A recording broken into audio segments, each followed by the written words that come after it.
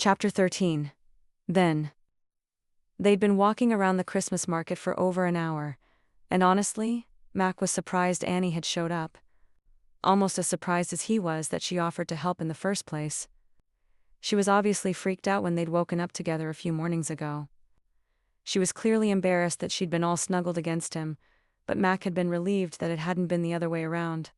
If he had been the big spoon, it would have been all too clear what he had been dreaming about right before he woke up.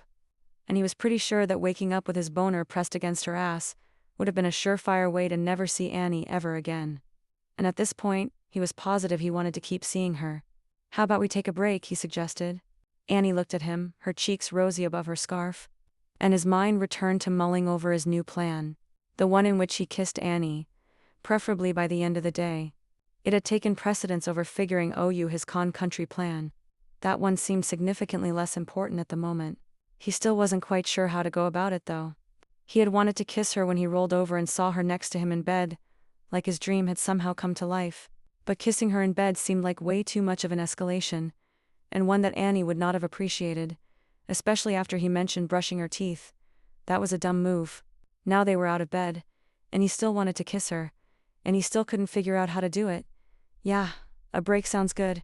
It's freezing out here." Annie rubbed her mittened hands together. "We can grab hot cocoa in the warming hut," he said. "Perfect." She smiled at him, and he wanted to do it right then. He wanted to take her face in his hands and press his mouth to hers until they were both warmed up. No cocoa required. But they were in the middle of the crowded path, and Annie was moving toward the hut before he could do anything about it. He followed her through the other Christmas shoppers into the little makeshift cocoa cabin. It was more of a tent than a cabin, and it wasn't much warmer inside than outside, but at least they were protected from the wind.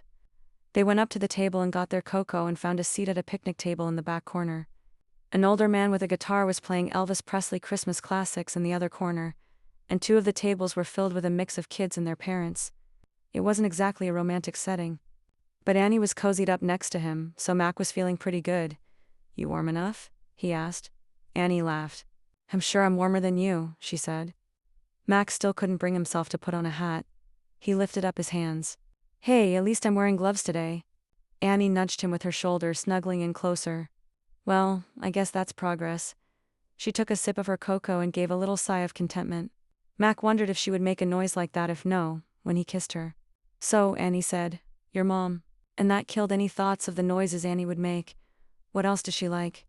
So far, the only things Mac had come up with for possible gifts had to do with cooking, which Annie immediately vetoed, saying he could not get her something chore-related for Christmas or a new scarf, which they had seen at every other craft table, and Annie vetoed as being too impersonal.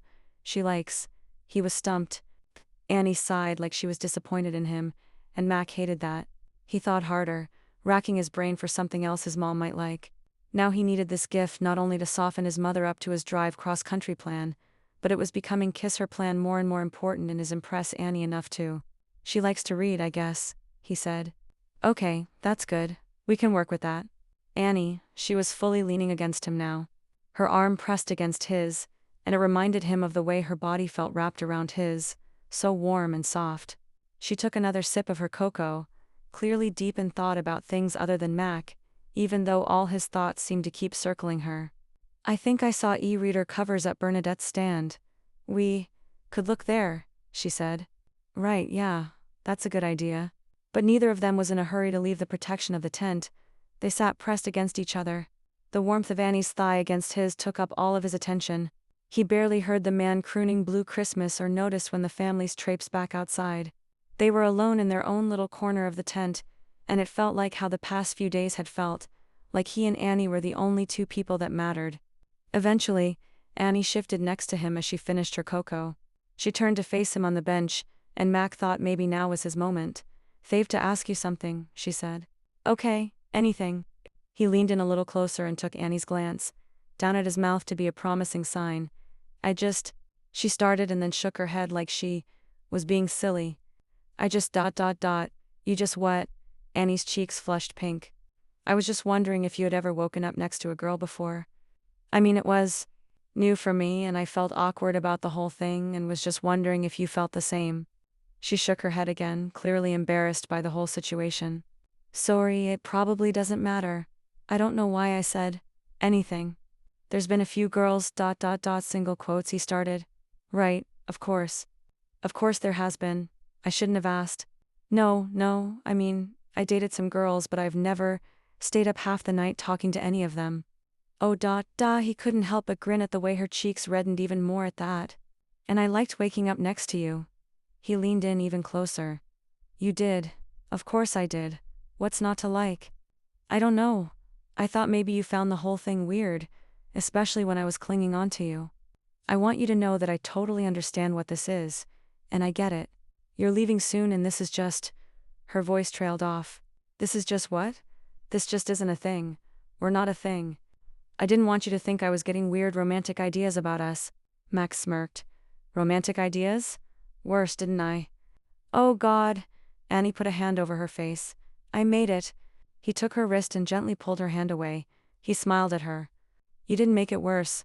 And you might not be getting romantic ideas about us, but who says I'm not? Annie's eyes widened in surprise. Now was definitely his chance, and he wasn't going to blow it. He leaned in close enough to hear Annie's breath hitch. Her blue eyes were bright with anticipation. He reached out and tucked a wisp of hair behind her ear, letting his fingers brush along her pink cheek. And there was that little sigh he'd been hoping for. Annie, Sullivan, is that you? The booming voice of one of his former teammates crashed through the tent. Mac winced, squeezing his eyes shut as though he could block out the voice and the person and the whole disastrous moment, but Sean wasn't having it. He headed straight for them, completely oblivious to the fact that he was destroying Mac's entire life, or at least that was how it felt to Mac. Annie had straightened and moved away from him on the bench so quickly that by the time Mac opened his eyes, she was already practically at another table. Damn it. Hey man, what are you doing here? Mac tried his best to sound friendly and not like he wanted to murder his old buddy.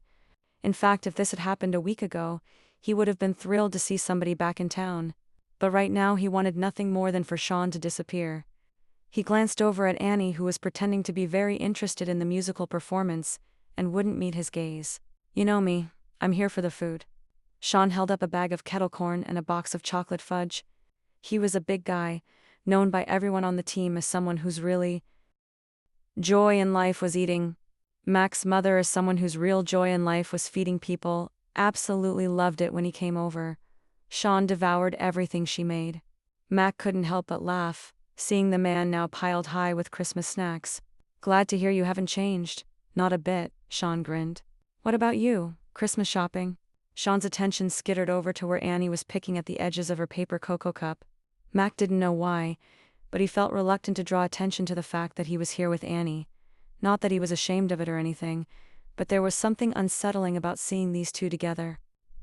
It was like Sean was reminding him of who he had been in high school, and that Mac never would have been this close to kissing Annie. He wasn't sure he wanted to be reminded of that guy, especially not right now. Mac cleared his throat. You know Annie, she was helping me. Annie looked up and gave Sean a terse smile. Sean looked confused, like he had never seen her before in his life, but he politely smiled back. We had biology together, Annie reminded him, and Sean laughed. Biology, right. I didn't always attend that class. Mac could feel Annie resisting an eye roll. Yeah, well, it's been fun reminiscing, but I should be going anyway. She stood up and Mac wanted to stop her, but he couldn't think of any reasonable way to do it, other than grabbing her and throwing her over his shoulder, which he obviously wasn't going to do. Although he had to admit the idea did hold some appeal. You don't have to go, Mac said, but Annie was already up and moving, tossing her cup in the trash and heading for the tent exit. I really have to get home, she said. Before Mac could go after her, Sean was already patting him on the back and telling him about the plans to hang out with other members of the team tonight, and all Mac could do was watch Annie walk away, even though that was the last thing he wanted to do.